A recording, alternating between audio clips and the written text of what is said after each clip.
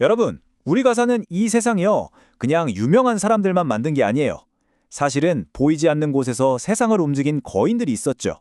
오늘 바로 그중 한 명인 레오나르트 오일러의 진짜 놀라운 이야기를 한번 파헤쳐 볼까 합니다.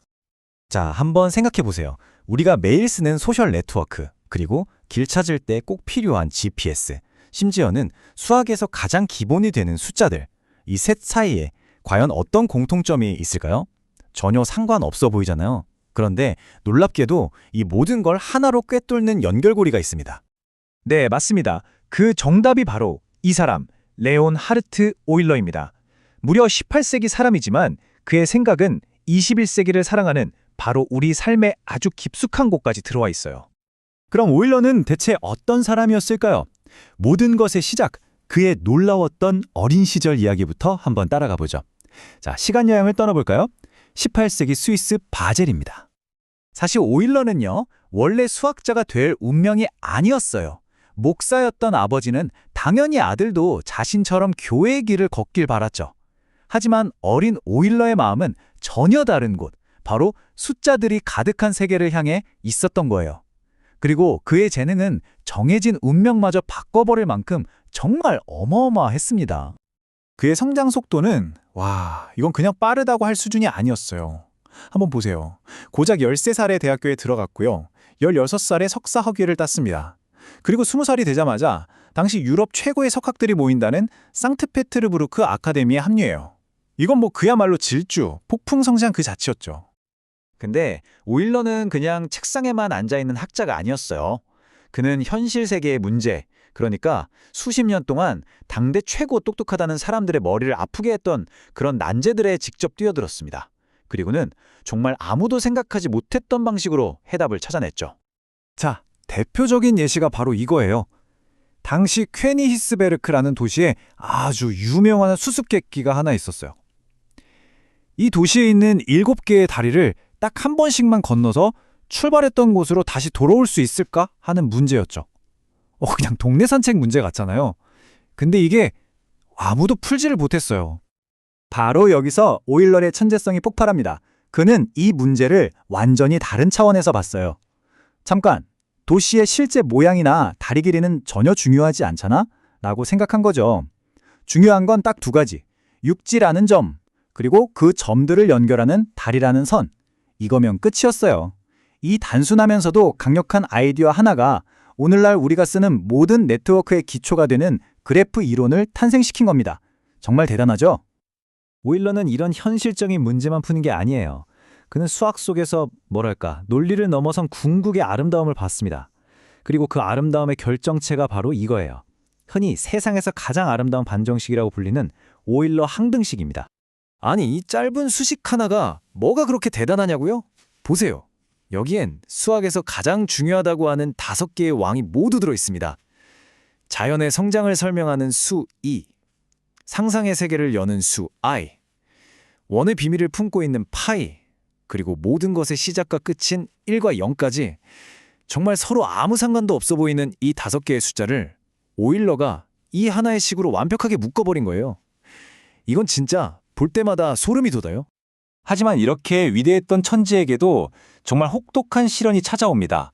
개인적인 비극과 함께 그의 건강이 무너지기 시작한 거죠. 그의 나이 불과 28, 정말 한창일 때였죠. 끔찍한 열병을 앓고 난 뒤에 그만 오른쪽 눈에 시력을 잃고 맙니다. 복잡한 수식을 다루는 수학자에게 시력은 생명과도 같았을 텐데 정말 끔찍한 일이었죠. 그런데 그의 반응이 정말 보통 사람 같지가 않았어요. 절망하기는커녕 오히려 이렇게 말했다고 합니다.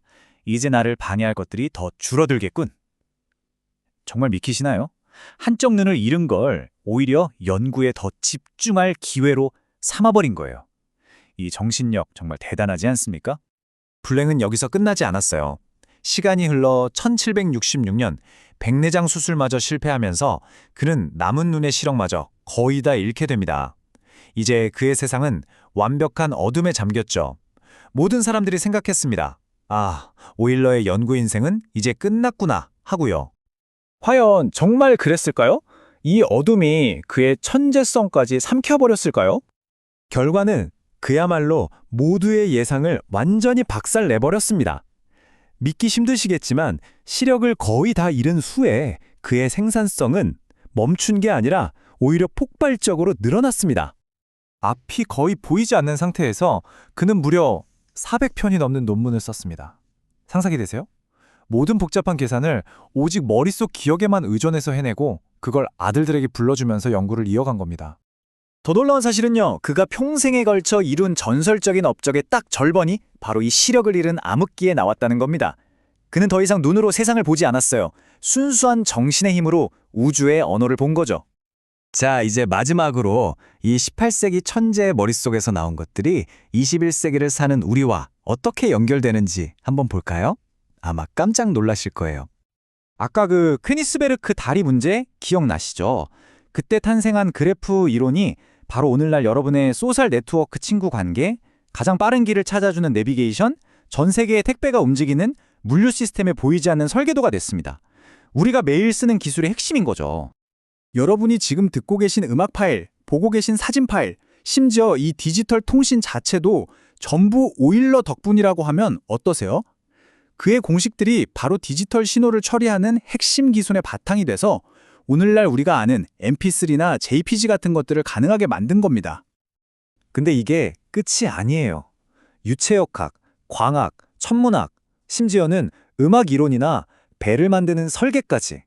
솔직히 말해서 그의 손길이 닿지 않은 분야를 찾는 게 더 빠를 정도입니다.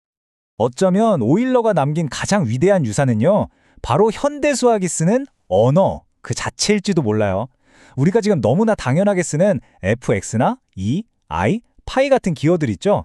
이런 것들을 만들거나 널리 쓰이게 한 사람이 바로 오일러입니다. 그러니까 미래 세대가 새로운 세상을 만들 수 있도록 그 도구를 선물해 준 거나 마찬가지죠. 결국 오일러의 이야기는 우리에게 이걸 말해주는 것 같아요. 세상은 눈에 보이는 것만으로 돌아가지 않는다는 사실을요. 그럼 한번 생각해보죠. 지금 이 순간에도 우리가 모르는 사이에 우리의 세상을 만들고 있는 또 다른 보이지 않는 설계자들은 얼마나 많이 있을까요?